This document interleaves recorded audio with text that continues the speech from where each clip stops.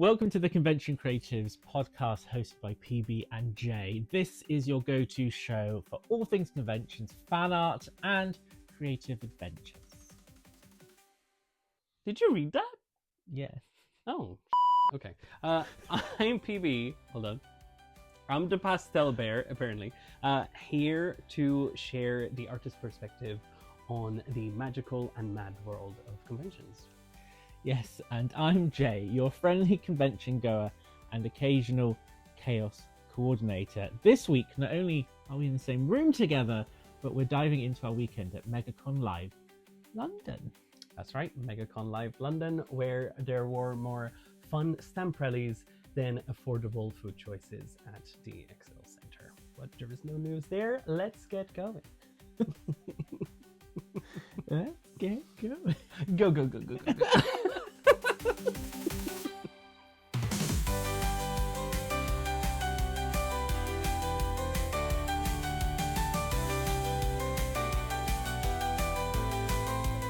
This is it. This is episode 5. We're on 5 episodes already. That's 10. Yes, half of 10. We've done 5 episodes. We are here and we are very exhausted, very tired. Mm-hmm. I'm still wearing my exhibitor band because I refuse to take it off. We're back from MegaCon London. Signs that it was your first time. Because I was still at the event and I took it off. I hate wearing those wristbands. Horrific. Please use cheap lanyards.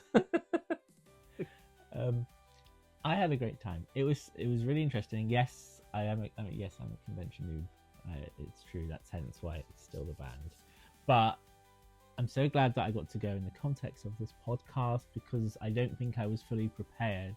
And I want to thank everyone who came along and said hello, basically, because it was kind of overwhelming. I was much overwhelmed because people were just telling us that they listened to it. People would support us.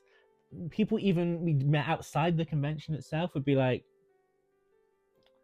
follow your podcast, and it's like, what? It was quite funny. We were heading down to breakfast in our hotel, yeah, and I was so hungover, like, wouldn't believe. And I did not want to people, but the one people interaction was I followed you guys last night. Great podcast, and it was like all I needed. Hangover was 10% less. I felt better. It was so wild listening to people coming up to us and reference things you said in the podcast, the amount of debate about Pepperami and Baby Bell and paranormal relationships, and just asking me how I still have Has-Been Hotel t-shirts hung up on my wall. And I think so. For context, we had, as you probably saw from our socials, we had like a variety of things, but one of the main things we had was leaflets at the table, and we were handing them out with purchases. And the fact that on multiple occasions people were like, I'm aware, I already listen, it's a good podcast, and I'm like, oh, thank you, it was really, really good. It was very nice. All sorts of people seem to have engaged with it, from congoers, cosplayers, plenty of artist friends, but that's granted mostly because it's the circle of people I told about. But even artists who I did not expect to have even considered looking at it. It was a very heartwarming. It was so good to hear how you guys listen to it. Like the idea that common thing I heard was how people like, yeah, 2 things I heard actually. Most one was the fact that people were like, yeah, as I've been prepping for this very convention, I would have it on in the background. It was just nice to have something on that was actually relatable to what I'm doing in this exact moment of time. Loved that. And also the amount of people who said, actually, I needed this motivation. This podcast motivated me to get back into it because the idea of doing another year was a bit daunting. It seems to be a common theme, which I can fully appreciate. But yeah, just the amount of people being like, no, I needed this right now. This was the perfect way to start the year and start off the first cons of the year. Just really, really heartwarming. I have to admit that it changed my perspective a little bit on how I want to approach certain things on the podcast. Okay. Obviously, it's still going to be very me, very true to me, but I think it reminded me of the responsibility is not the correct word, Mhm. but the power, no, the great feeling, I don't know the right word, you will guess it, but when I used to do my TikTok content, and I adamantly only posted positive things, or predominantly only posted things that were meant to encourage people to be in the community, to take part, to learn about it, to Yeah. engage with it. Yeah. It's a lot better than talking about what a shit year I had. Yeah, I think people took. I think what's something we've strived with this podcast, and I think has been received and welcomed, and So many noises. noises. I keep a positive tone, and I keep the energy in a way that makes people want to create more. It is going to help our community, and that's kind of what I want to focus on. I want this to be the podcast you listen to when you're working on stuff and needing that push. Yeah, I think the other thing that really, really, really was just, I don't know, really made me feel so. Doing a new podcast, you don't know who's listening, you don't know what the gauge is. Yes, you can see numbers, but what does that actually mean?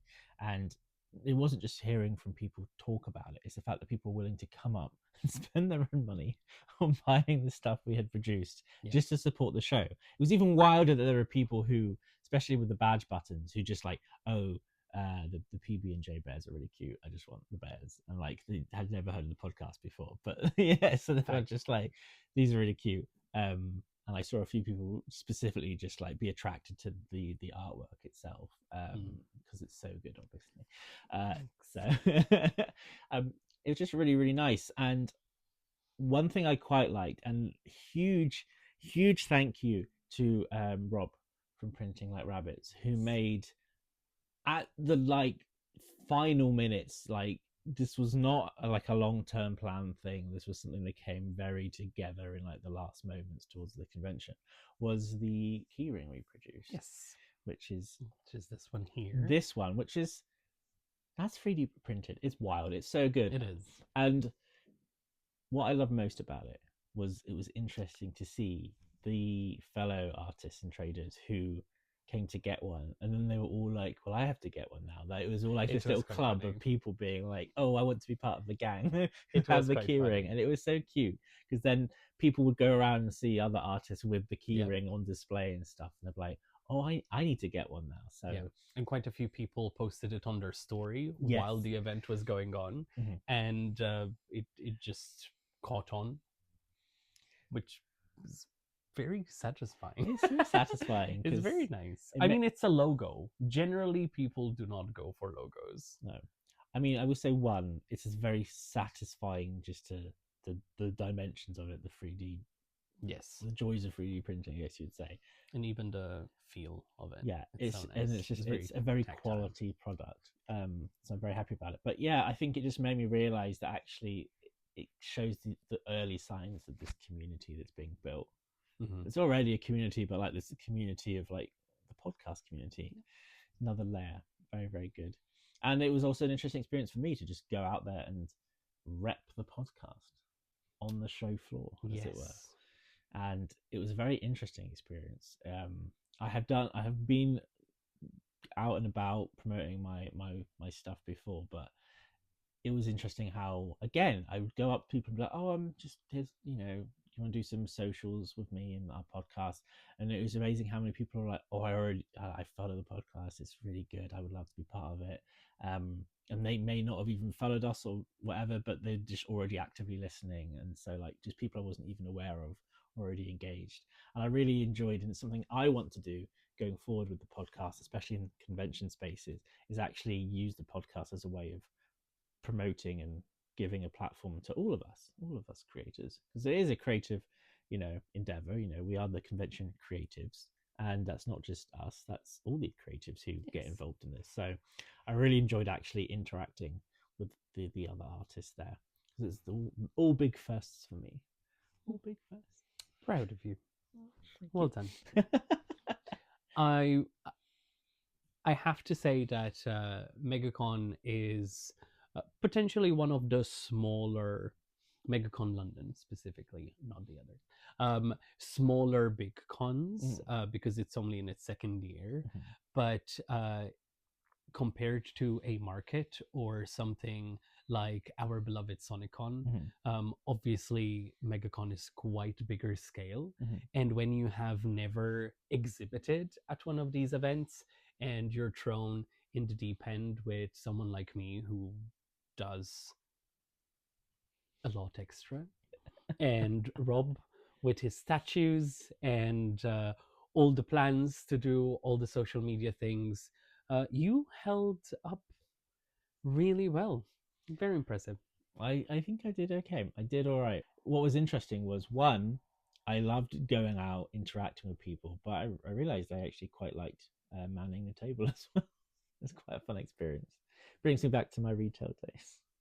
Nice. Like, yeah, just like a pro. Just need a club card and I'd be wow. on it. Yeah. Wow. Yeah. You heard it here first. Yeah. Club cards for the Gilbon table coming soon. Yeah. All the classic retail phrases. The moment I said, "Would you like a bag with that?" I was just taken just flashbacks. Oh no, trauma. Back in autopilot. It was good. It was very good. Not the convention trauma. I did say that MegaCon London is probably one of the smaller big events because it's on its second year. However, it has to be said that the improvement from last year's event to this one was really substantial, at least in my honest opinion. Mostly because last year I didn't like the layout. I didn't particularly feel like there was a lot to engage with. The focus was very heavy on the signatures and the celebrities that were there, though 2 thumbs up for Catherine Tate being there. That said, I think this time it was a lot more engaging as an event for things to do. Yes. There were a lot more different community of fandoms. It was nice to see the Sonic meet, obviously, which low-key we're part of. The Has-Been and Hell of a Boss meet was massive, and there were a lot of other fandom groups that I saw on social media in the last 2 days, which is really nice. I liked the layout. There were some things in the layout which I didn't particularly like. But I mean, the creators village. Yeah, so as someone who got to explore the area a bit more, and again, I can't compare it to last year, so I don't really have the layouts to compare. But one thing I did appreciate was the stuff to do did seem more spread out across the floor plan. So like there was one end that was like autographs. There was another area which is where all the TikTok stuff was, which I must admit I didn't explore a lot. Then there was a big gaming area right in the center, which I found very interesting because some people complained about the massive bus in the middle. I thought it was a great finding point because basically I asked most people when they told me where to look for them to give me context of where they are in regards to the bus. Because I could find the bus, I knew where they like. Oh, if I'm on this side of the bus to the left, great, okay, fine. I found that very easy. And then they had a massive cosplay area in one corner. I do think the creators area was sort of shoved in. To me, it felt like it was in a corner and had very low footfall in terms of traffic, because I would go around the other trading areas and just people, and I would frequently walk past the creators area, and there was sometimes no one in those areas, which was really disheartening to see for some of the creators there. And I know some of them did okay, but I think it was just something interesting, and I think I heard from a few of them there that they had some concerns about that particular placement. But it Yeah. sounds like, apart from that one particular thing, overall, it sounds like it was a huge improvement over what they put together last Yeah. year. I think layout wise, what was relayed to me was in regards to Creator Village. People got a lot of comments of, "Oh, you're so back towards the end that by the time I got to you, I had spent all my money." Which, if you're an artist and someone tells you that, usually they wouldn't have spent the money anyway. Just don't worry about it. It's just things that we say to try and not be awkward, you know? And no one blames you if you didn't have the money. Don't worry. It goes both ways. But it's casual conversation. If Yeah. people want to spend the money, they'll somehow spend the money. Yeah. It's a convention. We've all been at them. Yeah. And also the people who were behind the bus, because we were in front of the bus, or to the side rather. But row C, with the exception of one of our friends, Sain Hajime, I think most people did not particularly enjoy being hidden by the side of the bus. Yeah. Because there was no open space between them and the bus, and it might as well just been a massive wall in front of them, or beside them rather. And maybe the footfall wasn't as flowing towards their direction. That said, this isn't my experience. This is just bits that I've heard. Yeah. We were very lucky. We were not only to the open area side of the bus, but since we had a booth, there were no panels blocking the side of us. Yeah. And therefore, just walking from a distance, you could see the Sonic statue. I think one thing that helped us specifically with the bus, interestingly, was the fact that, yes, we were on the more open side, so all the game consoles were where people could play video games. And again, like you said, we had no wall against our side of the booth, so if you're walking down the main carpet path, from a distance you could see the edge of our booth. And I think that helped us in two areas, because we had the wonderful Sonic and Shadow at our table, which meant that, one, if you're walking directly from like where you collect your wristbands and walking straight down, you could automatically see Sonic from a distance. And if you weren't even took a completely different route and wanted to play video games, oddly enough, if you play video games, you might like Sonic the Hedgehog. So the fact that we had two massive video game characters right next to a gaming area, I think completely unintentionally actually helped us a lot, because I saw people playing Sonic and then coming over to look at Sonic. Yeah, which is very good. It was good. The reaction actually to the statues was crazy. Yes. I wasn't there for Sonic's debut, the previous. That MCM. was at MCM Birmingham. So I can't compare. So I'm curious how the reception differed, or if it was the same. But people went. Well, it was interesting. People went crazy when they would see Sonic, because obviously he was the way he was positioned. He was on the edge, so he's the first one you'd see. Yeah. But then when they saw Shadow, they'd come to Sonic and then be like, "Oh my goodness, there's a Shadow." I think Shadow was loved more. Shadow was definitely loved. Shadow went on numerous adventures. Shadow wasn't on the table the whole weekend. No. He was frequently going off gallivanting, doing photo shoots, doing my socials, and and people would be like being repositioned and stuff and taking photos. He was being used for photographs up and down, like the boulevard, as they call it down in the XL. And Sonic was loved, but Shadow was adored. Yes. To give context to people who have no idea what we're talking about, because why did we jump talking about Sonic and Shadow statues? Over the last few months, I have been working in collaboration with our friend Rob, Printing Like Rabbits, to create these Sonic, Shadow, maybe other currents, statues for our other friends, Jake and Kay, who run Raku events and subsequently Sonic Con UK.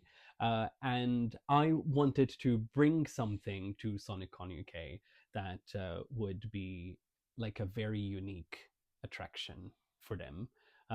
Rob wanted to help with that, so we decided to try and make life-size statues of Sonic and friends. And I will be having those statues to take care of while they're outside at events, and during events they will be at my table. Yes. And yeah, Yeah. exciting. But that was for context. Yeah. You can proceed now. Yes. Thank you. The statues basically were just very well received. I think there's a huge how do I say this? There's a huge trend at the moment for Sonic because of the movie. So Yeah. naturally he's gained a lot of extra popularity. But I can say very wholeheartedly and with safe assurance in what I'm saying that Sonic is one of those IPs that is very timeless in the fact that he has a hardcore audience that have been there for a long, long time. I would say 90% of the people, especially on Sunday, where all the Sonic fans seem to be out in full force of cosplay on Sunday. Yeah. But 90% of those fans have been following and have been just as intently into Sonic and Shadow since they were like children. Like they will, yeah, they're diehard Sonic fans, and that will never change. So they seem like the perfect additions to the table, and I am very biased because I am Europe's biggest Sonic fan, but I'm always reminded of it at events like these. Is actually, yes, this is a very trending IP, but it's an IP that's been with people since probably one of the first video of the games they played. Like it has such a like I'm nearing my 40s now, and that's an IP I've been associated with since then. Shut up. Do not comment on my age with those eyes. I am literally older. Get still judging. So yeah, I have been with this franchise and this hyperfixation for like 30 plus years.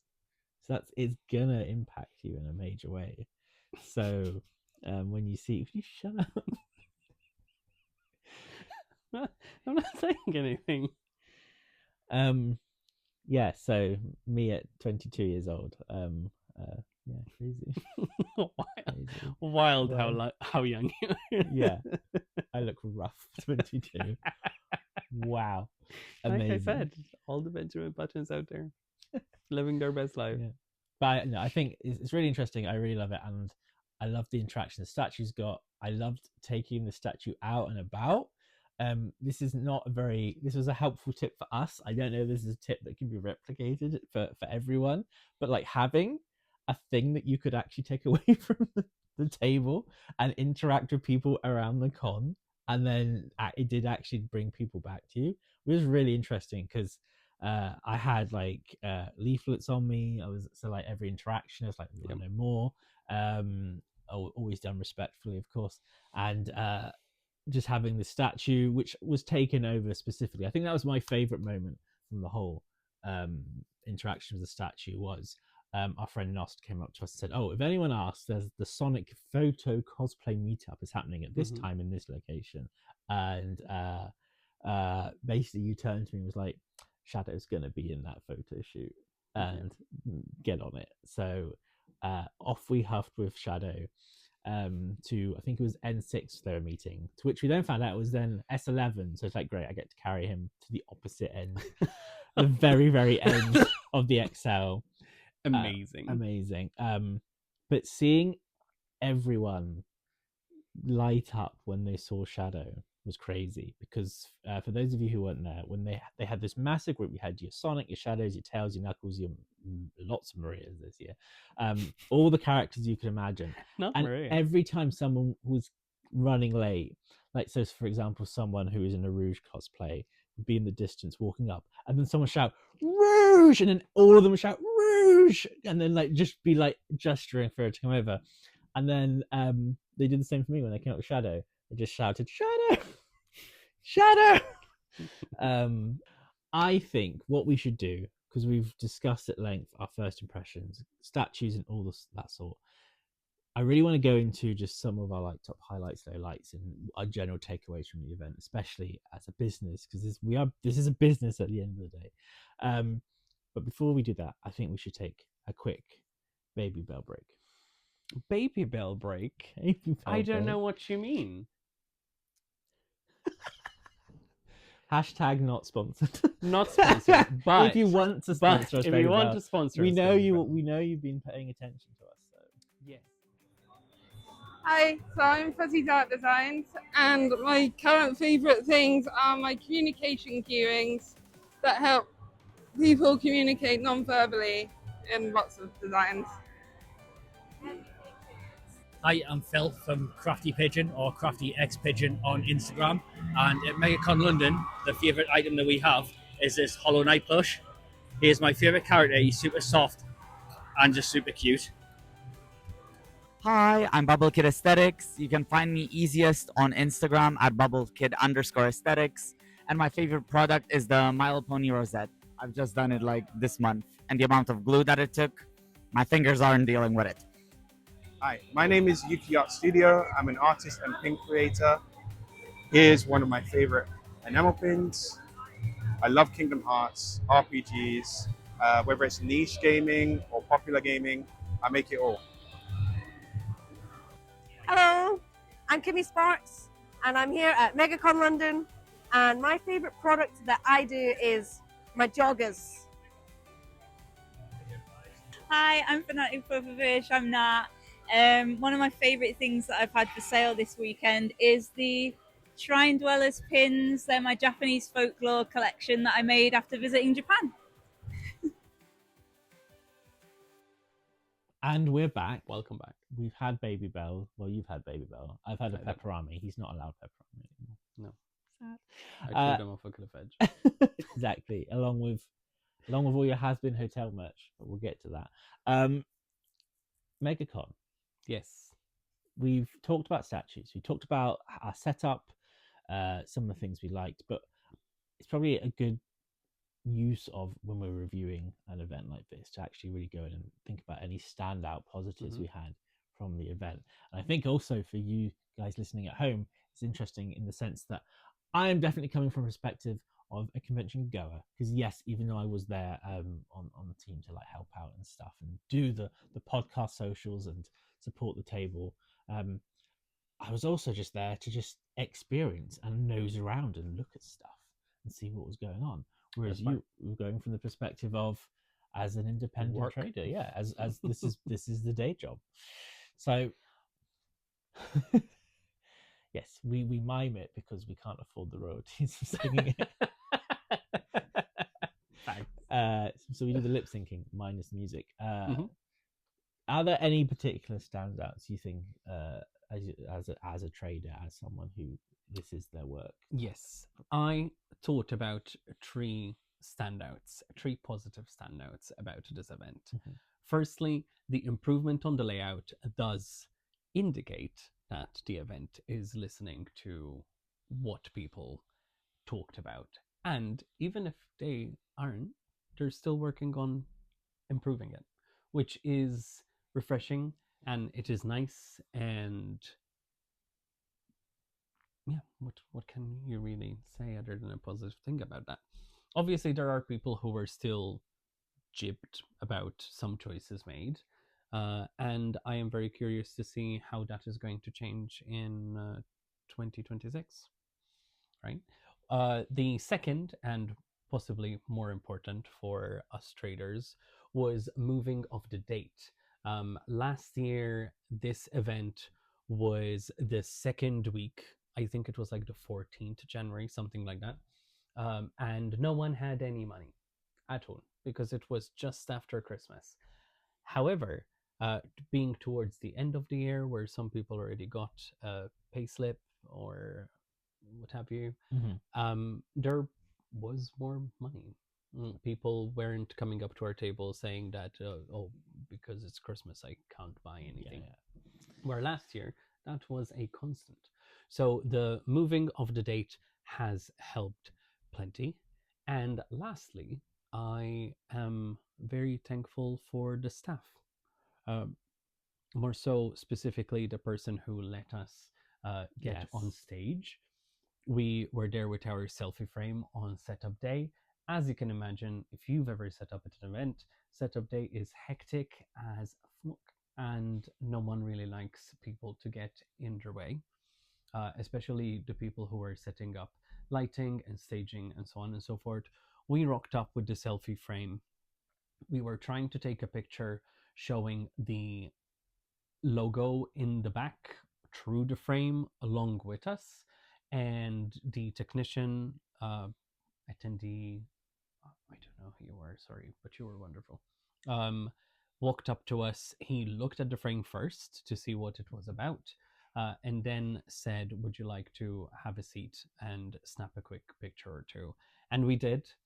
And this is not common to happen, because I know people get told off for getting on the stage and taking photos. So very thankful. And it's almost like, it isn't factual, but it is almost like a further endorsement for the podcast and the energy it brings. And it's just nice. It was a lovely interaction that started off the weekend on a good note, a positive note for the event, and it stuck the whole way through. I'm still thankful for that. Yeah, I would say that every interaction I had with anyone who was part of the MegaCon team specifically were all very gracious and kind, and there's no standoffish behavior, which I, as someone who hasn't done this before, I very much appreciate. It made me feel a lot more at ease and less. You don't want to. I would hate to be at an event where I feel intimidated by staff. Been there, done that. So I'm glad that that was not the case at MegaCon. So very much appreciated from everyone who took part in making it all happen. Very much so. I think for me, and again, a lot of this is based on feedback I've heard from the previous one, and having a look around and nosing myself. It felt like, based on what people have told me of the first one in London and my experience of this one, that it was generally just more stuff to do. I think there was a lot more for people to engage with and interact with. There was much more in terms of stuff on stage and things to listen to and areas to hang out in, and was different themes. And I could tell walking around that, oh, actually, if I didn't have to actually be working, as it were, there would be stuff to keep me busy. Because I think that's the thing is, especially when it's a 2-day convention, is, I guess that question is, as a con goer, is it worth a whole weekend? And I feel like it's definitely made huge strides into giving that value for actually wanting to be there both days and giving people stuff to do across the whole weekend. So much kudos on that as well. I think it's a funny contrast. Last year, there were comments on the Facebook group, which, again, just relaying, there was one comment that said they made their way there, they got in, and within 10 minutes they felt like they might as well leave, and they didn't stay for longer than a couple of hours, even though they had a weekend pass. In contrast, this time we had friends in our DMs saying that they apologize for not making it to our table because there were so many meets, so many photo opportunities, so many guests they wanted to talk to, so many traders that they didn't find the time to see the whole floor over 2 days, which is nice. And that's kind of what you want to hear in a way, you know. It's a testament of there was a lot to do compared to the prior year. Yeah, really, really good. I think also one of the other things that sort of stood out to me and I take away as a positive, and I think a lot of people I did hang out with when I wasn't doing stuff for podcast or at the table, was just hanging out with friends. They are all cosplayers. All of them are cosplayers. And they love cosplaying. They put a lot of work into it, and the general tone, and something I found as well as someone who was making content for us, was I didn't realize how much everyone appreciated the clarity from MegaCon this year on photography. Yes, and definitely. I think the atmosphere was so much better because of clear communication, clear understanding of where the boundaries were, what you could and couldn't do.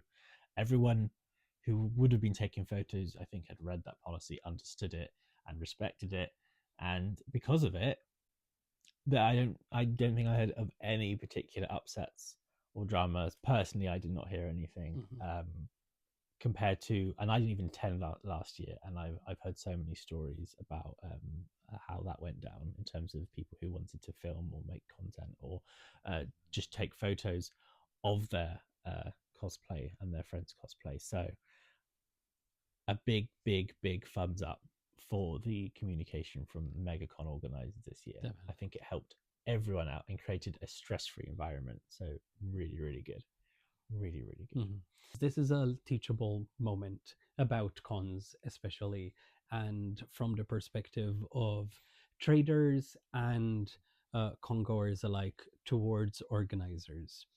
We like transparency. We like telling you all the information, because I've always been that way, and it's just what I do, right? However, there are situations where that is not possible. There are situations where things happen at convention where, as an audience, and we would fall as an audience because we're not the organizers, we are still attending this event on some capacity, where something happens and we cannot be told 100% everything that went down, right? Why did this happen? Why security chose to behave a certain way? Why a policy was put into place? And as much as we hate it, we have to be big boys, big girls, and big people, and just adhere to certain regulation, because something happened. We cannot be told what it is, but for everyone's safety, we need to comply, right? And I feel that potentially this could have been one of those situations. Now, whether that is something that I confirm or deny, it's a massive hunch that this is that. Now, this time around, MegaCon were prepared, and when you compare something like MegaCon that has, I don't know how many holes really. I never really counted how many sections of S. But MCM takes over a massive chunk of the Excel. Enough chunk that the rules are different for them. That is something that people could not understand last year. And they kept saying, oh, well, at MCM we can do this, where this time we can't do this. And unfortunately, as much as I appreciate that reasoning, it is not logical reasoning, because apples and oranges. This event is a baby compared to MCM. Yeah. And therefore the contracts and the regulations are just different. And we have to respect that. So we've had some highlights. Yes. Is there, and again, it was such a good weekend. It was a really fun weekend. But there's always things that we could have done differently, things that could for lessons learned for next time. Are there any particular ones that stand out for you that you think?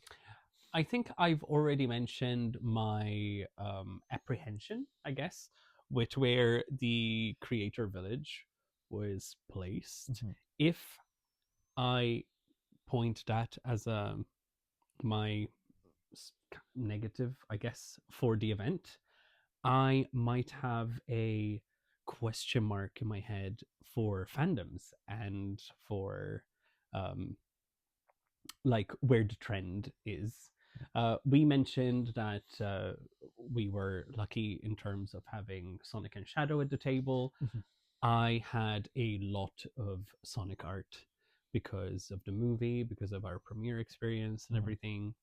We have to mention it once every episode. Yeah. It is in our contract. And I also had a lot of Hell of a Boss and Has Been stuff, which has been probably one of the biggest selling things in 2024. However, we noticed that they haven't been selling as much. And it's not just at our table. No. The talks are that a lot of people are finding that maybe Has Been and Hell of a Boss, not Hell of a Boss, Hell of a Boss still sells, Luna. But Has Been, I think, might be taking a break until next season. It's something I noticed just in terms of like seeing what people were asking to buy when I was manning the table, and it was so interesting because yes, Luna Stolas was a good seller, wasn't the best seller, but like people were always buying those. But none of the Has Been stuff, like barely. I think I sold maybe 1 or 2 t-shirts of Fizzarelli, for example. And it was interesting because I think I saw far less Has Been cosplay than I was expecting. There were definitely a lot less than Birmingham. So that was really interesting to me. I think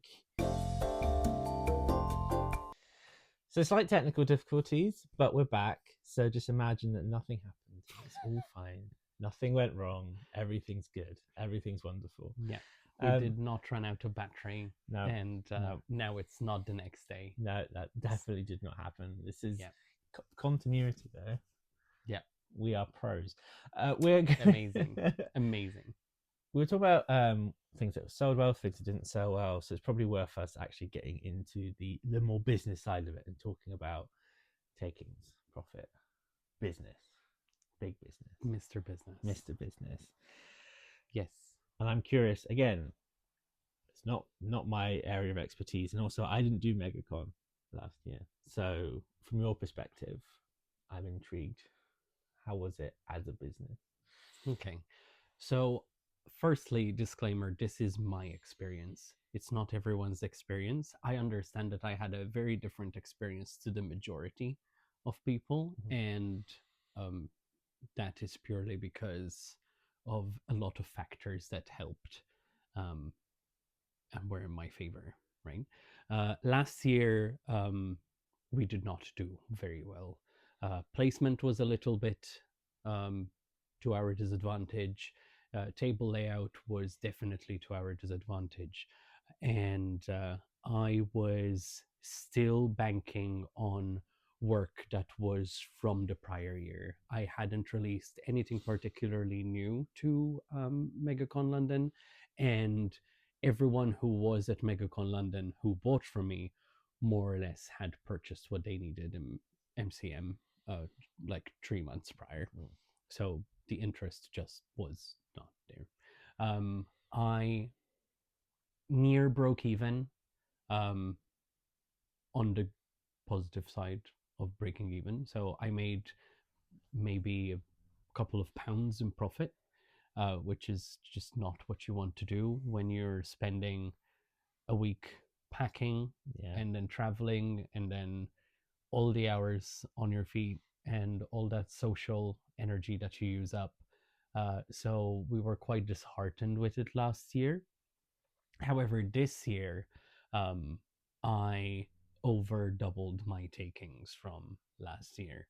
And thankfully, even though we didn't book this event until maybe like 3 weeks ago, was it like 3 weeks ago? Quite recent. It was quite recent. I don't know if it was before Christmas or not. It's around Christmas time. We booked the hotel very last minute. Yes. In fact, our hotel cost a lot more than what I'm seeing online, what others paid. I feel like the average hotel stay was about £150 for everyone, and ours was nearly 300 because it was last minute. But last year I had 2 retail tables, which was just over 700, I believe, for me. Where this time I split the cost with Rob over a booth, and surprisingly, that is cheaper. Even though, I mean, I had less space because last time I had two 6-foot tables next to each other, Yeah. where this time we did that U-shape type Yeah. thing, which kind of ends up being the same thing. We just moved the tables differently. But that's the advantage of having a booth. Yeah, so the costs were balanced out. I still need to pay Rob for van and fuel, so I cannot take that in consideration yet. But I do think my outlay was a lot smaller than last year, and the takings were again over double. So the profit is much higher than last year, which is good. We are happy. We're starting the year on a good note. However, why did I make money compared to the year before? Yeah. There's many different elements, and perhaps this gives you perspective as to why I am speaking positively on this versus joining many others who are posting online that they didn't do as well from a trader perspective. Yeah.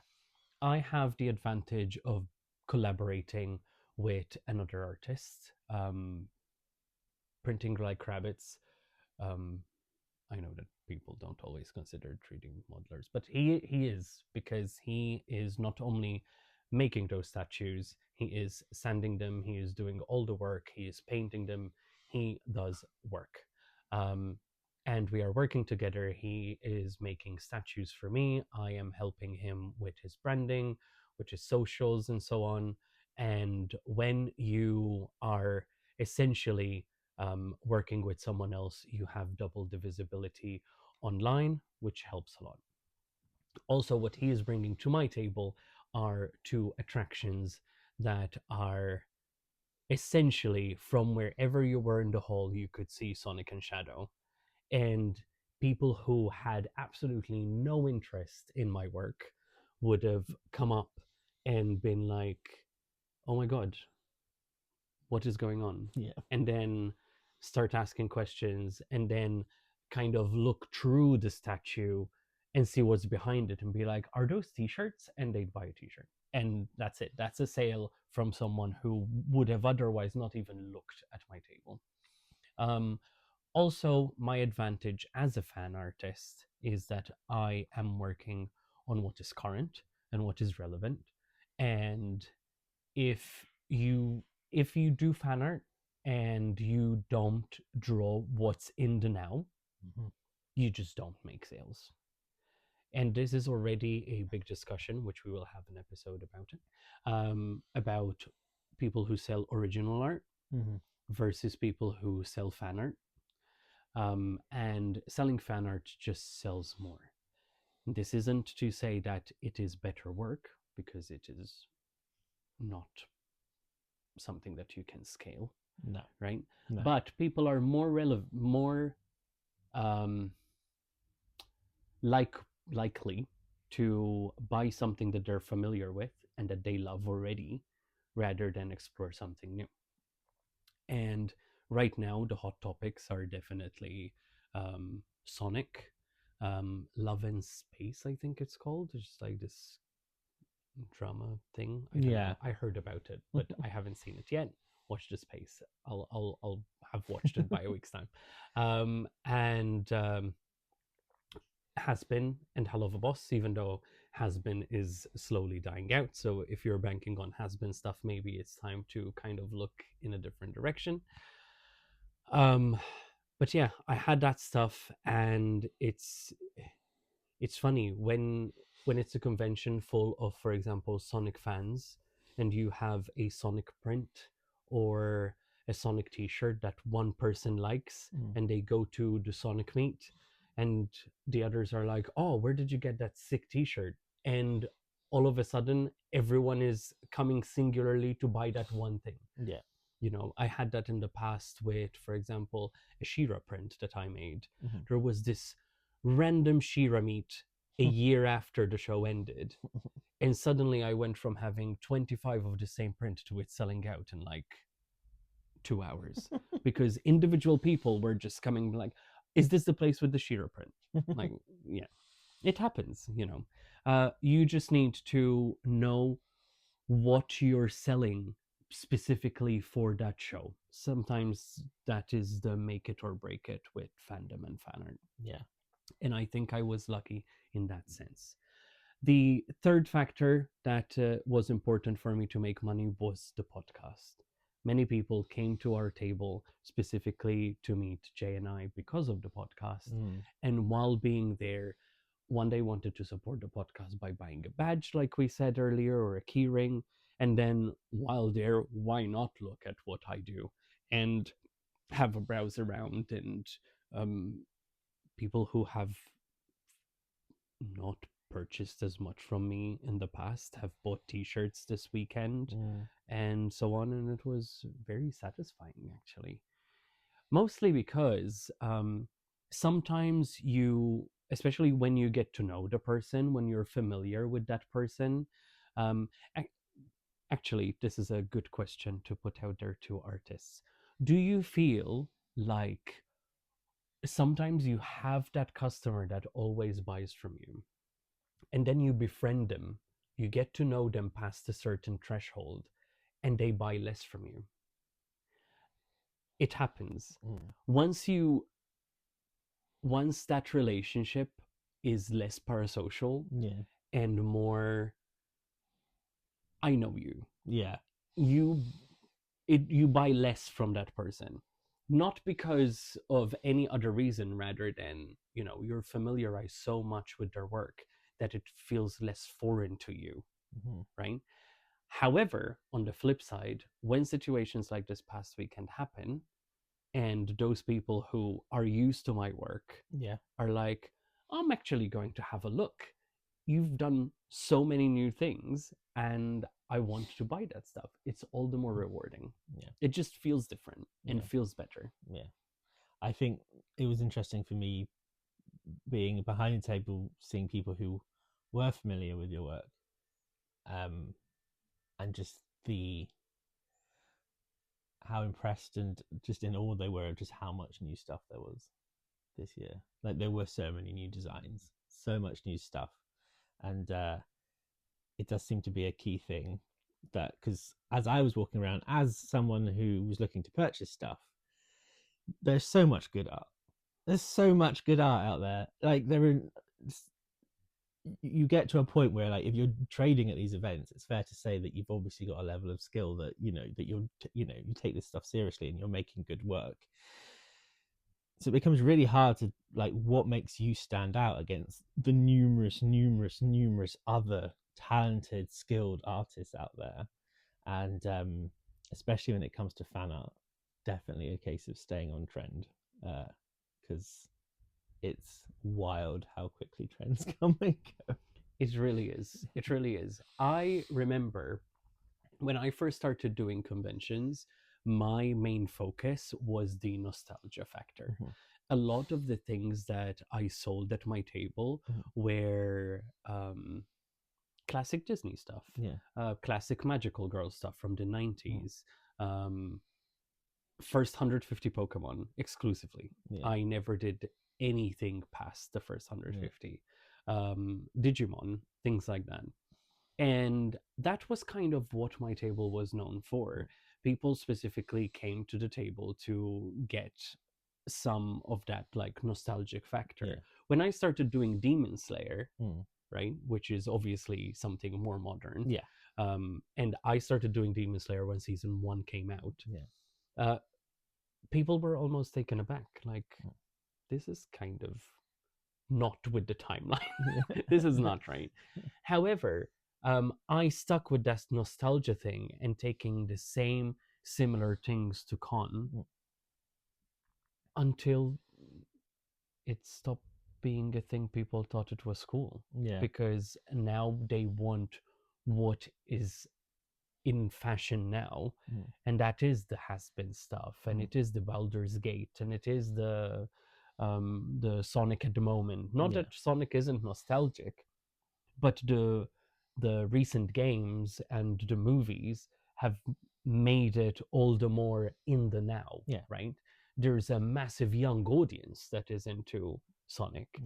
You know, it's not all people who grew up with the games then. Yeah. There's a new generation. Yeah. And nostalgia as well in itself can also be a trend and Yeah. come and go in the same way. I think to like last year, the Barbie movie, all 90s era Barbie stuff was so in trend, so hot, like that very niche sort of like era of that particular look of Barbie. And already I think that nostalgia trend is moving on to new things now. So definitely kind of guesswork, because you need to see that people are hyped about something coming out and produce the work before you go to the next big event where people are going to buy that. As an example, at MCM Birmingham, I sold out of, I want to say, about 50 arcane prints, and I think I had about 15 t-shirts of Jinx, right? Absolutely sold out. The season 2 had just come out, and it was crazy. I did a little experiment, and maybe people aren't going to be very pleased with me for saying this, but all I had left was a stack of postcards that I was selling for £4, right? Knowing that I needed to redo my prints, I raised the price of that stack of postcards, and still they sold out by the end of the day. I raised the price mid-event, still sold out. That is how much people wanted arcane stuff during MCM Birmingham, right? Keep that in mind. This time I had the Jinx t-shirt, the Jinx single print, the Jinx more painted print. We can show this stuff right now, just so. And we also had. Did we have anything else arcane? We had the pins. We had the stickers, right? Aside from maybe 1 or 2 prints, maybe 2 of the t-shirts, 2 or 3 of the t-shirts, and the Jinx pin specifically, nothing arcane sold. And it's only 3 months. The trend has already died for arcane. Yeah. People are still cosplaying them. Yeah. But there's so much more relevant stuff that it is no longer the thing you can bank on, even though there was one convention that it did really well. So let's say Jay is an artist, I'm an artist. We both were at MCM Birmingham. He didn't have arcane stuff. I had arcane stuff. I sold out. I spoke to Jay and said, oh my God, Jay, arcane sold out. Crazy, right? You spent from end of November to mid-January, making new arcane stuff. You showed up at London with the arcane stuff and didn't sell anything. That is how trends work. Fun? No, but we do it. That said, would we go back? Would I suggest that people go back? Yes. I think it's a decent event. If you're local to the area, yes. If you're not local to the area, if you can drive, probably better than public transport in terms of fuel and costs. Keep your costs as low as possible for this one specifically. Book your hotel way in advance because it's January, and for 3 nights or 2 nights is going to be dirt cheap compared to if you book, let's say, at the end of the year. So know in advance that you're doing it, book in advance, book the right table space for you. I wouldn't say that this is a good event for original artists. I'm sorry, original artists, I love you dearly. I want to be one of you one day. One day. That's not pedantic. It's like factually, I create characters. I want to be one of you one day. But yes, I think it is a more fan art driven show. People are going there. It's mostly cosplayers. It's mostly people who are deep diving into fandom. So yeah, prepare for next year. Start aiming towards having that hotel booking.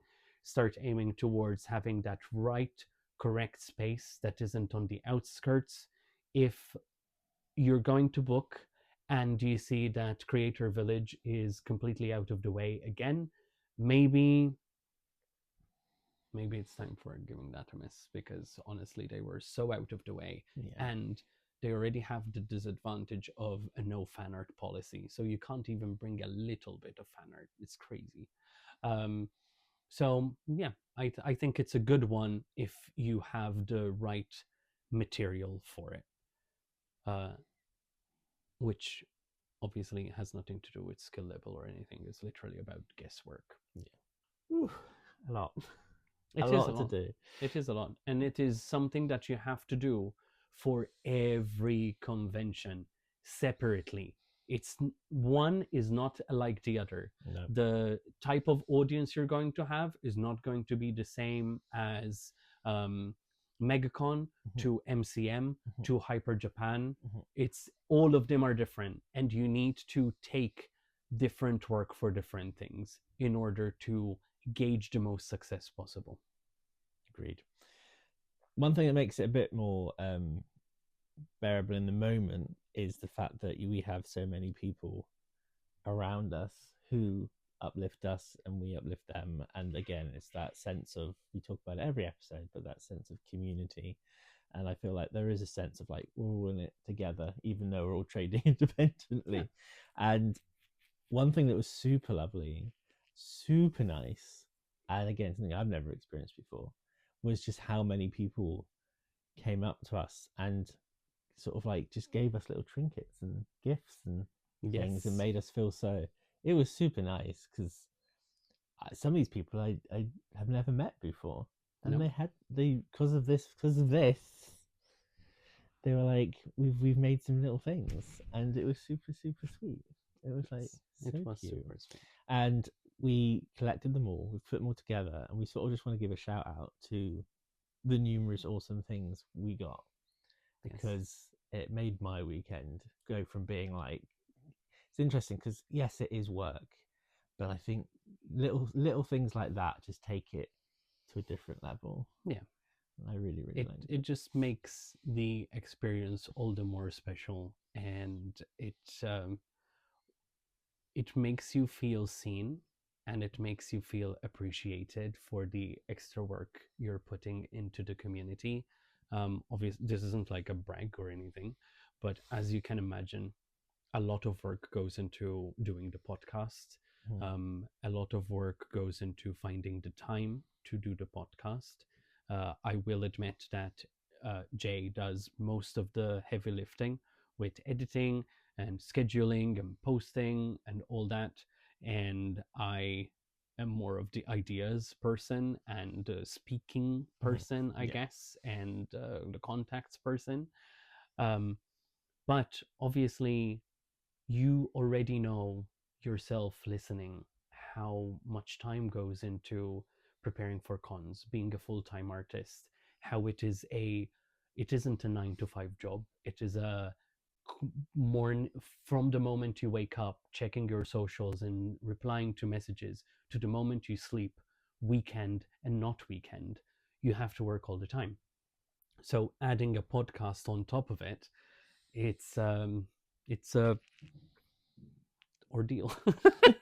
So people bringing these treats and saying like, thank you for doing this, because it motivated me to get back into doing my cosplay on time, or getting out of the holiday rut and start working towards this convention. It's just very, very heartwarming, and it makes you feel valued and appreciated for the extra work you're putting into it. 100%. So thank you. So this is the first time we're doing our convention hall show and tell. Yeah. Plus gifts. I'm so excited. Very excited. But the first one I think of is because, and I think it stands out to me because I think it was the first gift I was given, and I sort of wasn't expecting anything the whole weekend. Which was the fidget clickers that we got. And I'll tell you why they're super special. One, because they're so satisfying. They're so satisfying. Like, but what I really loved about them was, and because it was from Fuzzy Art Designs, and they're in our colours. So yours is in cubby colours. Yes. Yes, and mine is my little bear, the J bear, because my bear is yellow, with a green beard. So it's his little paw. So the fact that you made them in little J bear's colours. Thank you so much. We absolutely love these, and I actually have 2 of Fuzzy's clickers. One of them helped me a lot during a very, very anxious convention. I was shaking more or less with anxiety, and I just had this yes, no button one. It's shaped after a Bluey item, and I was just clicking it for every interaction that I had. If the interaction was positive, I had it under the table, and I was just manically clicking no. No, no, no, no, no, no. And it really helped me calm down. So these are just a very, I don't know, mentally soothing. If you come across their table at a con and you are an anxious person like us, then definitely consider getting one of these. Also, it's so aesthetic. It's so aesthetic, and I used it a lot this past weekend because even though it was a lovely weekend, it's the first one of its kind for me. So there were times where I felt the overwhelm, and I would just sit there and just be tapping his little paws, little toe beans, and it made me very just help. So thank you. You helped me stay calm. So thank you so much. We absolutely love them. I do love them. Cute. Okay, next one for me is again from Printing Like Rabbits. Because yes, and it is actually 3 small little tokens. One is this adorable Stolas baby owl, and it is very, very cute. They do a set Hell of a Boss dolls, and they have some has-been ones as well.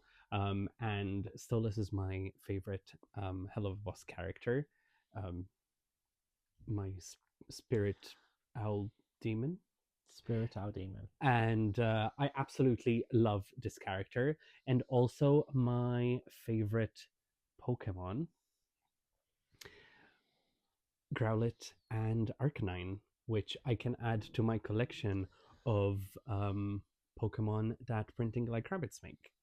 Because I have now known Rob for a little bit, actually a year in February. And maybe so I didn't feel left out. I think on the first day, maybe, I remember coming to the table and seeing this. Good boy. Yes. Because he is a good convention helper. So, and I remember wearing this all of the final day, because I got jealous because there were a few people who had these. Yes. You have one that's a magical bear. I do. I have a cubby specific one. Yeah. And I remember looking at it being like, I want one.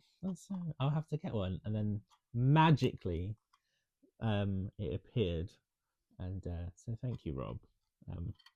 And unintentionally, it's Sonic Blue. So.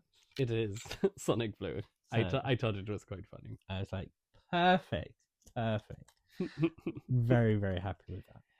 Next, we have these amazing handmade bracelets from someone who is very dear to me, Cole,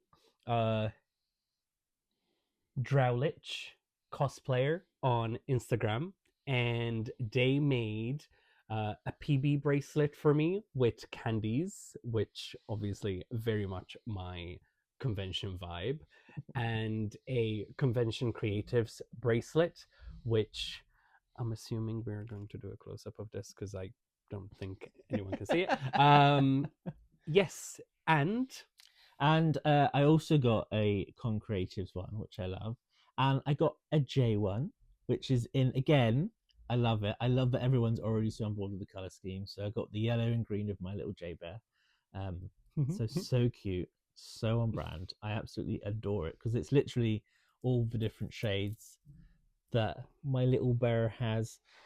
But not only did I get those two, for those of you who watched previous episodes will know that I had a dilemma where I had a lot of Knuckles balls from McDonald's, and it was a bit of an overwhelm because I was like, I've got all these, and I did bring some with me to the convention, but they even made one for Knuckles.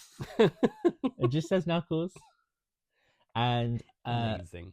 Knuckles, the Knuckles toy, wore it throughout the convention. Yes. So it was wrapped around him. Yes. Like a little necklace. Everyone at the table, including our plush helper, had a bracelet. Yeah. Well, it was more of a belt to him, but you know what I mean. You know what I mean. On the Sonic theme, we also got numerous visits throughout our time there by the wonderful Tom, who goes by, I always forget how to correctly pronounce your username, so I'm going to say it's Striblob. I say Striblob. Striblob. I hope I pronounced it correctly. But one thing you got need to teach us. Yes, please teach us. Correct us in the comments. We won't be offended. Even though you will just be writing it. Yeah. And then we won't write be able it to phonetically. That would be there great. you go. But you brought us these. I cannot express to you how much I love these. These are very important to me. Now, for anyone who went to see the Sonic movie, which hopefully was all of you, you may have seen that they had a variety of sippers and stuff that you could buy, and they all were these like figures standing on top of them, and they were very cute. They were very bad. They were like cheaply painted, like they had like 2 colors on them, so like all I thought these were only in America. These are very detailed, very well painted images of Sonic and Shadow enjoying popcorn. I was so tempted to use them all weekend, and at the same time I'm like, I don't want to tarnish them. Yeah. So I think they're definitely going in my Thank you, collection. So Tom. thank you, Tom. The fact that We love you, Tom. Yeah, the fact that you brought them, and they're quite cumbersome, they're not small things. The fact you brought them with you, yes, 4 of them, to be specific, very kind, is extremely kind. Yes. And so many things trying to comprehend. We were very, very what's the word? Very. I don't know where you're going. Very grateful for all the wonderful things we had. I lost you. You're in a sea on your own. Okay. You're back. People were so generous, so I'm trying to catch up. One of the things I did, I went to a variety of different artist tables as the podcast, just to see some of the goods that people were, their wares and what they were offering and what their current favorite product is, because everyone has a favorite thing. Their current top, like, I'm really, really happy with that thing right now. And one of the ones I did was for Cindercry. Yes. And they showed me this cool little gacha machine where you pop in a coin, turn the handle on which sort of starter Pokemon you'd want, and then a random one would pop out. And it was so good. And we had no bloopers at all filming that. It was a seamless experience. Seamless experience. Amazing. And she was so kind, because the video we filmed, one popped out, she showed it to the camera, and then she just said, you can have it, it's a gift. And I was like, are you sure? She's like, yeah. It's so cute. So I've now got this little sparkly acrylic chain. I love it so much. It's super cute. Yeah. We have this wonderful, cute, handmade, hand-stitched plush toy by a listener and a trader, a single petal. And they came towards the end of the day on Sunday and gave us this adorable little boy that is going to be roaming my desk, because you can't really say it because we chose like the worst part of this office, but there's a lot of green in my room. And this is an adorable original character from their collection. They have quite a few, so please go and check them out. And thank you. This is lovely. I had never had the pleasure of interacting with this artist. A lot of the others are people I know, I will admit. But this was just a wonderful token that I very much cherish. I will say also that I appreciate that you have a little note at the bottom. This was a massive controversy back in the day where trading standards, if you had a plush toy, if unless you had the correct labeling, even if you had a pillow or a cushion, they would rip out the stuffing from it and throw it out in the middle of it was very traumatic. I had a lot of friends who made plush toys in like 2019 who would have stuffing pulled out of because it's a hazard for children, and they would throw it out in the middle of the aisle in front of your table, and then someone would come and collect it. It was trauma. But you have a label that says this is not a toy. Well done to you. I appreciate your thinking, and I love him. It's adorable. I love those little beady eyes that look straight into yourself. And the little Glenn, because he's tired after a convention weekend. Mood. Absolute mood. Absolute mood. I think we got so many gifts, but also one of the more not random, just unplanned for things was, again, I brought a lot of Knuckles balls because I just need to get rid of them. I don't want them. And on my travels, I always had one in a back pocket or in a side pocket, just in case, because you never know. You never know when someone's going to come and trade a Sonic ball with you. Also, PSA, is that the right term? PSA? When you're announcing it? Yeah. Yes. PSA, if you have any doubles of the McDonald's Happy Meal Sonic balls and you would like to get rid of one of said doubles, Jay and I are both trying to collect them, and we literally only have 2.5. Yeah. I say half because he has one that I don't, and it annoys me. We only have Tails and Knuckles so far, and a Supersonic. I have a Supersonic and now. He has a Supersonic, and we would love to have the collection. And I don't want to have to buy more Happy Meals because I bought enough and it gave me a stomachache because I'm really not used to eating McDonald's. And I would not like to repeat that. So if you have any of those balls lying around that you don't want, or have doubles that you want to get rid of, or you want to come and trade them in for stickers at my table, you're more than welcome to. I've done this before with MCM passes when they were limited edition Genshin ones, and that turned into a lovely trade between artists and so on. We want to do the same with these McDonald's balls. Please give us your balls.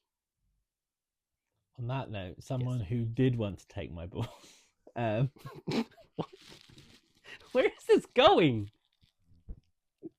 Stop it. Stop it. Not a good boy. Down.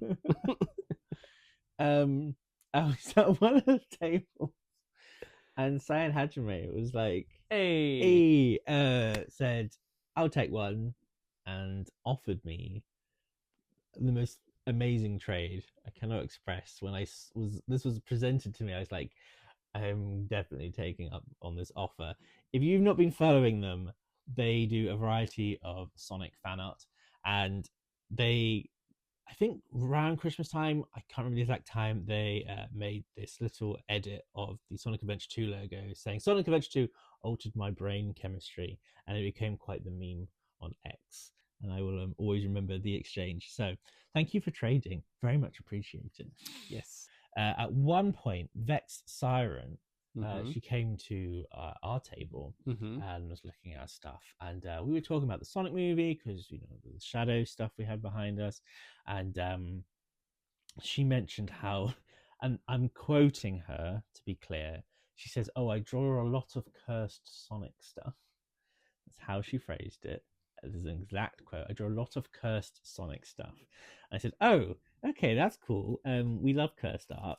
And she said, "Yeah, I've got a variety of fun Sonic things." She's like, "I've got like a beefy Eggman carrying a baby Sonic, and I was like, I'm on my way. I'm on my way. And I got there, and I picked up basically all the Eggman designs she had, because she had a variety of stickers and a little button as well. But as soon as I saw it, I was like, yeah, that's going in my basket. That's coming home with me. So I'm so grateful you came to the table and made me aware of your cursed Sonic art, because to me, it's beautiful. I adore it. I love it. the style. I love the aesthetic. It's, as you can imagine, it's very much my vibe, because it's lovely pastelly, very clean line work, and you chose the sexy Eggman because Sonic Boom Eggman is hot as fuck, as is Knuckles from Sonic Boom. Very hot. Yes. I'm not a furry. No, I am. We would like to thank everyone who dropped by with gifts, but also with kind words, because that's a gift in itself, honestly. It really is. And I think the amount of people who came and just expressed their gratitude for the podcast, expressed just love and friendship, especially for myself, having not met these people before, the amount of people who were just instantly like welcoming was really, really just nice, and just made me instantly feel part of this community. And I am so grateful for it. Yes. And I would have to say, actually, the whole weekend, I really enjoyed it. It's, again, my first time doing this sort of thing. I had the best time, which doesn't mean it wasn't hard work. There was times where it was really hard work and very tiring, but so worth it. Yeah, I think so. So worth it. And you certainly suffered some con blues on Monday. Yes. Oh, people glad they didn't get to see me on Monday, because I was just not feeling it. Monday, I was like, oh, take me back. It's sad that con is over, but now we get to prepare for the next one. Yes, so many more. And I think, in summary of the weekend, I think overall my main takeaway is, yes, it's a great community of artists out there. And I think everyone who's part of that community, you should be really proud of the work you're doing, and proud of everyone who sort of nurtures that community. Be really proud of what you're doing. It's really good. And as someone who's wasn't immediately part of that group, I can say for certainty that I felt it, and it was an amazing feeling. So I can say as an outsider that what's happening is great. So be proud of that. Don't take that for granted. It's so good. So and regardless of what takings you took, what profit you made, regardless of how many people were surrounding your table or otherwise, be proud of what you're doing, because you are one of a very, very few people on this planet that is doing something that they love, and they're putting themselves out there, and you're bravely sharing something kind of intimate that you do, creating things with the world, and you should be proud of that. Yes. It's amazing. 100%. And I think, just wrapping up the whole weekend, I'm grateful for the people. I'm grateful for the organizers who made the experience for ourselves, and my desire to go around and do things with picture frames and all sorts of stuff, the most stress-free experience. It was really much appreciated, and makes me look forward to seeing what future MegaCons we're able to get. I just want to make sure that people who are listening understand that what I mentioned is mine and our experience. It is not reflective of who the person next to us, in front of us, behind us had. Everyone has a very different individual experience at conventions when they're trading, when you're cosplaying.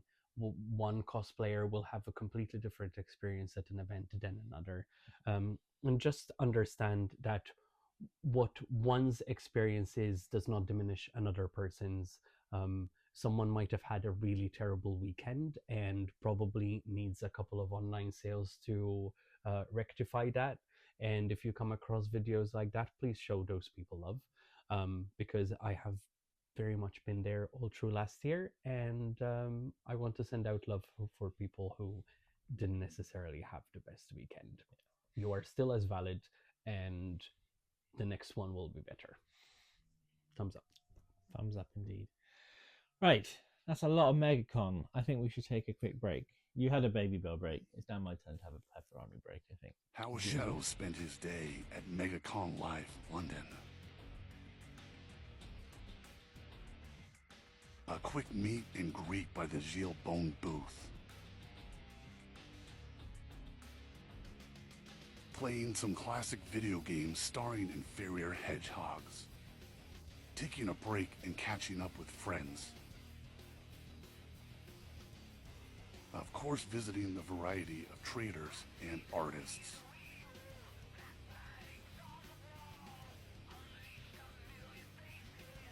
Getting photo bombed. And finally getting together with new admirers for a photo shoot. Shadow had the best time with all his new friends and can't wait to come back next time. And we're back. Snacks consumed. And we've sort of What? MegaCon discussion done.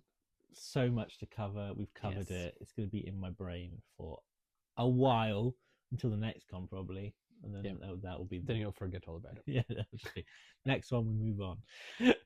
Wow.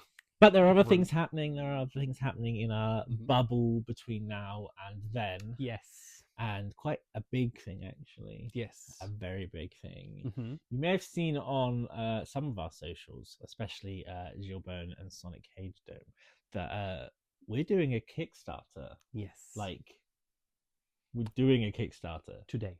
Yes. As in Friday, 31st January at 8 in the evening.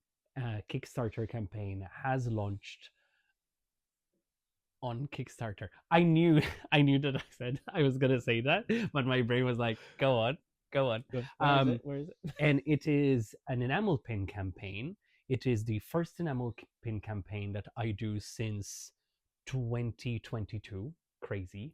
And it is something that Jay and I discussed shortly after our meet at SonicCon. And it is my way of teaching Jay the ways of what Kickstarters, the way they work and how pins are funded through Kickstarter. If you watched last week's episode, we went through how enamel pins are made. Yeah. And in the next episode, next week, we will be talking about how pin Kickstarters are made. And to show you and lead by example, we are launching our own. The campaign is going to have, as of this moment right now, but if you ran a campaign, you know that's subject to change, has 9 designs in it of fan characters, and each one will unlock depending on the pledge levels that we reach. If we unlock all of them, then we are going to move on to making hats that are iconic to my table, and they are going to be featuring Sonic and Shadow. We're very excited, though actually our campaign is going to be running alongside another Kickstarter campaign, which is the SonicCon UK campaign, and the Sonic hat is going to be funded through the SonicCon campaign, fitting, and the Shadow hat will be funded through ours. So we are cross-collabing campaigns with Raku Events, which is very exciting, because even though I have done 13 Kickstarters in the last 5 years, 6 years, something like that, I have never cross-collabed on a Kickstarter before. So it is very exciting. I cannot express how much the excitement I have for the beanie hats is one of. You saw the design. I've seen- No one has seen the design as of the recording. The designs look so cute. I need the Shadow one in my life. I need all of them in my life, to be fair. But yeah, I love them. If you love these, which I know you do, then you're going to be very, very hyped when you see the designs Yeah. for Sonic and Shadow. I very much think that if the campaign goes wild, especially in the hat department, I think Amy and Rouge would look really good in a hat. Yes. So maybe they would be next. Amy, I think specifically, would particularly look really good in the hat design. I think so. Yeah. I think so. So, Kickstarter. Yes. It's live. Yes. Crazy. Trust me, I'm the one doing the heavy lifting on that one, sir. It is crazy. It is crazy. It's very crazy. It is crazy. I need to work on it now. Stop recording. There's so much to be done still. Go proceed. What can people expect? What are we offering? So what we are offering with each individual tier, it is going to be a little bit more expensive than buying a pin on its own. However, each tier is going to allow you to get a pin of the character, a sticker of the character, a badge button of the character, and a random postcard. The more pins you get, let's say you got 2, you would get 2 pins, 2 character stickers, 2 badges, and 2 random postcards until you collect all of them. And the random postcards are never going to be the same, so you're guaranteed to have different ones, which means the more pins you buy, the more postcards I need to design and get. So motivate me. I am also offering a selection of t-shirts.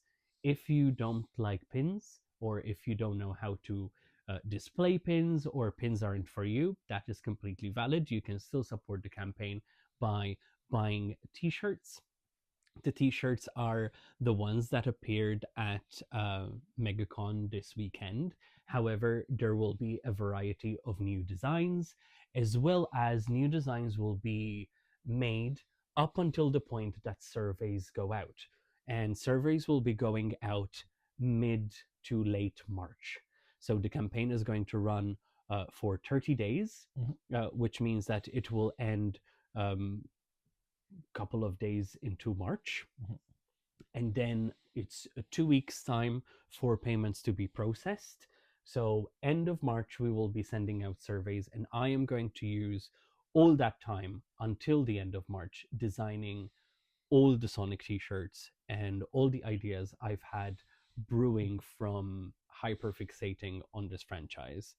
That will give a substantial amount of t-shirts for you to choose from, sweaters for you to choose from, and like I said, you can pledge for a hat. Now, the hats, they'll be able to pledge for the Shadow one on our side. They'll be able to pledge for the Sonic one on the Raku Events SonicCon UK Kickstarter campaign that is launching exactly at the same time as ours. And if you buy both, if you pledge for the Shadow hat from ours and you pledge for the Sonic hat from Raku Events, you will be getting a bonus 2 enamel pins as a gift. If that goes wild, if we get both hats done, then we promise you an Amy and a Rouge hat as well. But many people need to pledge in order for that to happen. Yes. So this, I cannot stress this enough. Again, it's your first Kickstarter and your first pin range in like ages, in a long time. It's the first time Sonic KGM have done anything like this. So your support is going to be so greatly appreciated. And having seen these pin designs as they've been coming along, as a Sonic fan, I am very satisfied. I'm very, very happy with what we're going to be getting. If you're familiar with Gilles' pin designs before, I think this is such an interesting and like crossing of worlds coming together. It's been so good to see the process of bringing that to life. And I already have my favorites. I'm not going to say which ones they Mhm. are, but As do I. there are some definite favorites of mine that I can't wait to see be made into reality. And I'm very sure if you've not already backed it at the point of listening to this, please check it out. The link you need is in the description of this podcast. Check it out, see what's going on, and trust you will be wanting to back this because it's probably one of the most exciting projects. I'm so hyped for it. I think it's something that we're both going to be very proud of. Yes.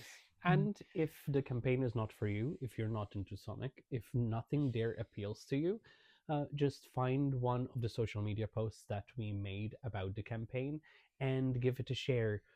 To comment on it, like the post, interact with it, and that would still be helping us out more than you can imagine. Yes. So that's it.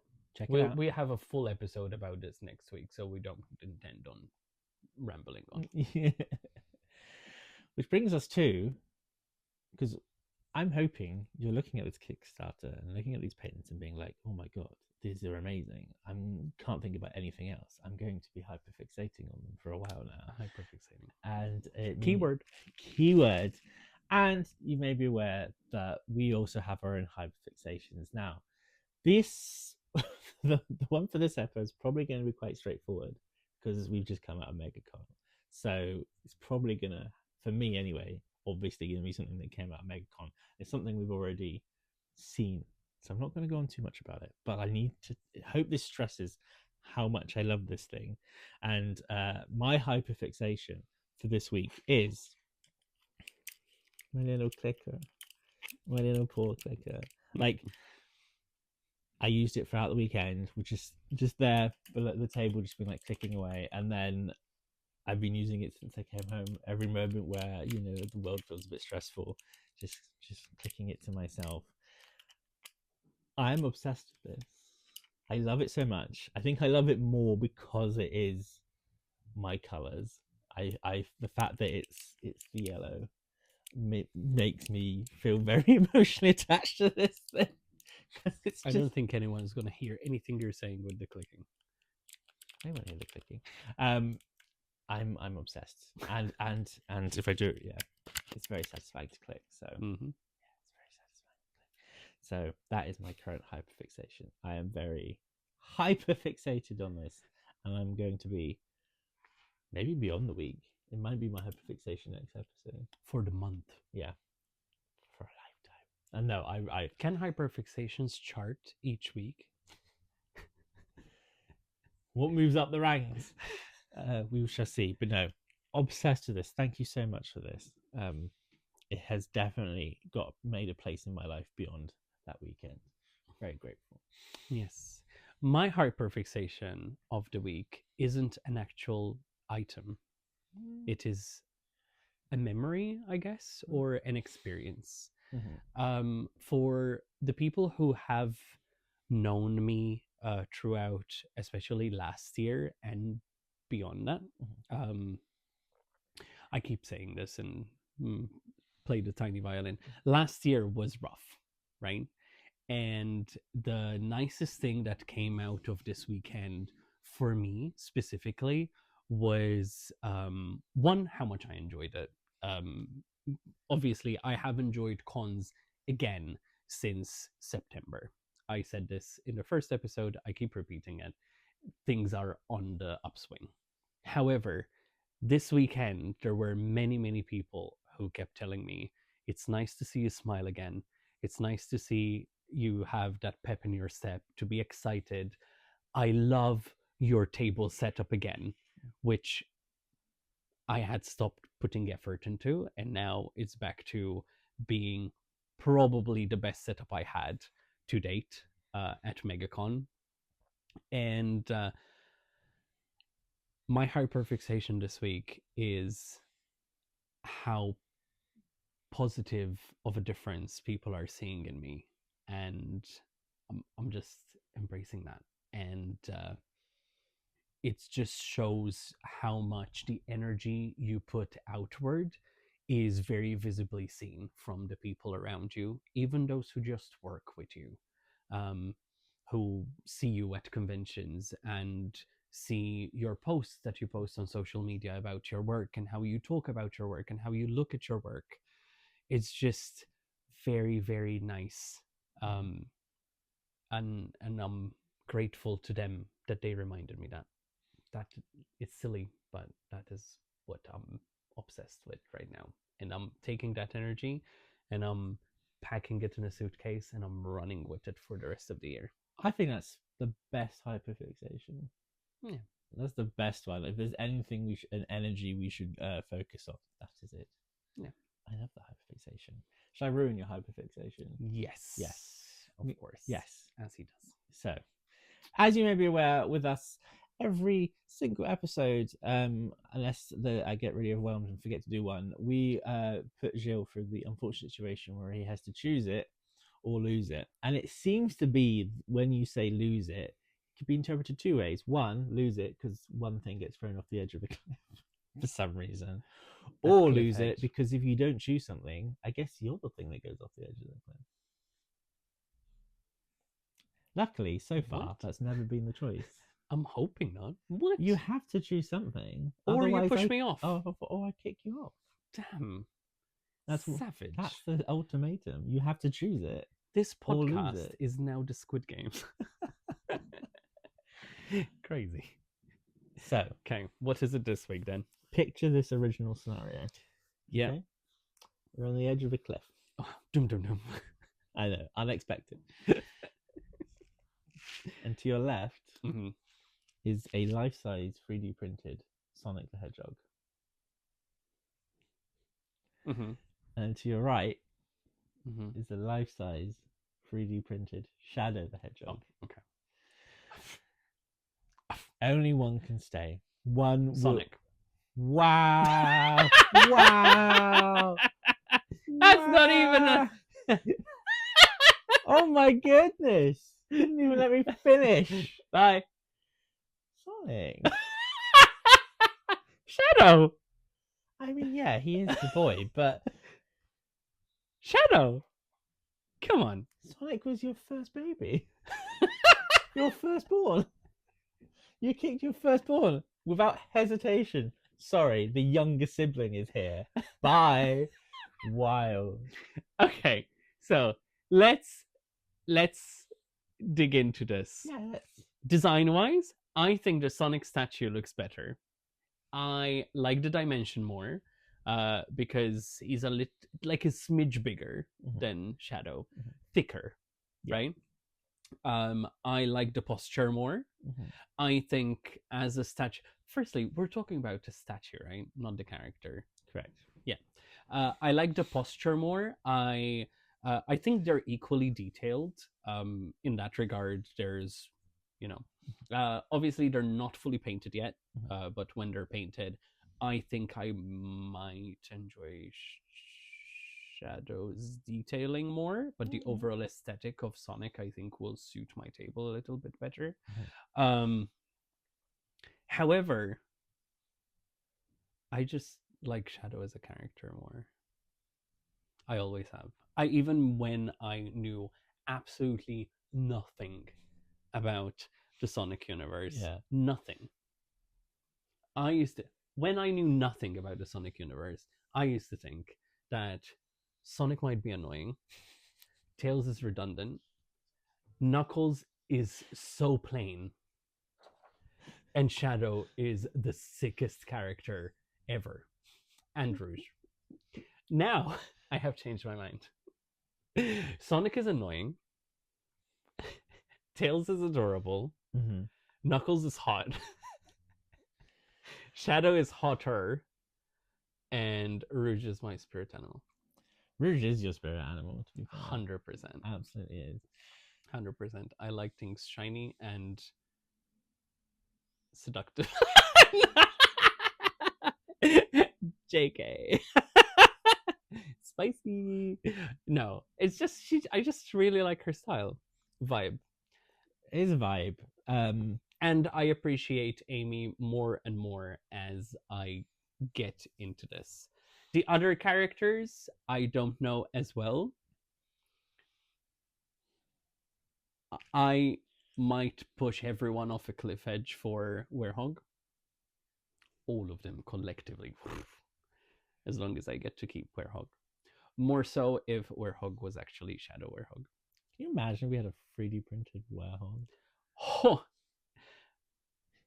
I might need to make space in my bed. You know this goes out on the internet, right? We already said that I'm a furry. No one is going to be surprised. Okay, but fair vibe. So who knows what the future might hold? But no. Oh my god! You know, I think I need to grab. Can you pass me my phone? You finished the episode. I'm going to check with Rob if I can get a 3D printed werehog. So on that note, I guess that is actually the end of the episode. That is literally the end of it now. We're done. Oh, he's returning. No, you go on. Can I get a 3D printed werehog? While Gilles finds out if he can live out his furry fantasies, This is important. Via 3D printing, we want to thank you for listening. Thank you for watching. If you have listened to this and thought, you know what, I want to hear more, you need to click the follow button, the subscribe button, the bell button, whatever button on the service you're listening to says you will get more of this. Press that button. Also, if you have an option to leave a review, maybe it be Spotify, maybe it be Apple Podcasts, I don't know where you're listening, leave a review. Make sure it's 5 stars. If you can't afford to support us, which is absolutely fair, a free review being left actually helps way more than you can understand. So leave a review. We really need them, and I love you if you can give money to us. Also, we are on socials basically everywhere. We're at the Con Creatives. However, if you can't remember that, in the description you'll find the link to our website, theconcreatives.com, where you can find access to not only all of our socials, not only everything else that we have going on, but also you can find our little shop now, where you can browse a variety of the products, and purchasing those helps support the costs of running this podcast, because running a podcast isn't free. And a lot of care and energy goes into not only making this happen, but actually taking it on the road with us to conventions as well. Yes. So make sure you do have a look. Just have a look. It doesn't hurt to have a look. Yeah. Again, we thank you for listening. We can't wait to see what happens next time and what other creative things I can put you on the edge of a cliff with. Yeah. Remember, next episode, we're talking about Kickstarters, how they're made, what's the process, and you'll be walked through how we made our campaign. Exciting. Gonna get all the education, which I do need. I learned so much from the enamel pin ones, so if I'm learning, I hope you guys are enjoying them too. On that note, from the 3 of us, I think it's worth saying ta-ta for now. Ta-ta. GTFN. Bye. Did I get a reply on that werehog searcher?